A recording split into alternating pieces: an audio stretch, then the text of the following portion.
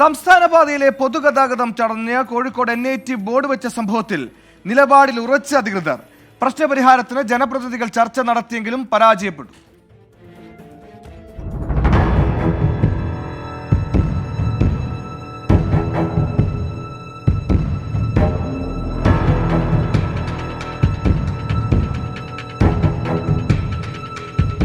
കഴിഞ്ഞ ദിവസമാണ് കോഴിക്കോട് NIT ക്യാമ്പസിനുള്ളിൽ കൂടി കടന്നുപോകുന്ന സംസ്ഥാന പാതയിൽ അവകാശവാദം ഉന്നയിച്ച് ബോർഡുകൾ സ്ഥാപിച്ചത്.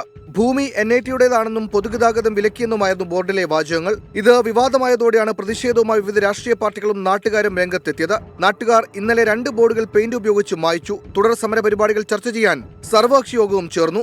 ജനകീയ പ്രശ്നങ്ങൾ ചൂണ്ടിക്കാണിച്ച് ഇന്ന് NIT ഡയറക്ടർക്ക് സർവകക്ഷി യോഗ പ്രതിനിധികൾ നിവേദനം നൽകി. എന്നാൽ തീരുമാനത്തിൽ നിന്ന് പിന്നോട്ടില്ലെന്ന് NIT അധികൃതർ ജനങ്ങളെ അറിയിച്ചു.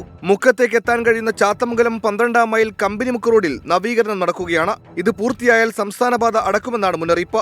ആദ്യഘട്ട പ്രതിഷേധമെന്ന നിലയിലാണ് 15-ാം തീയതി NITയിലേക്ക് ബഹുജന മാർച്ച് സംഘടിപ്പിക്കുന്നത്. 24 കോഴിക്കോട്.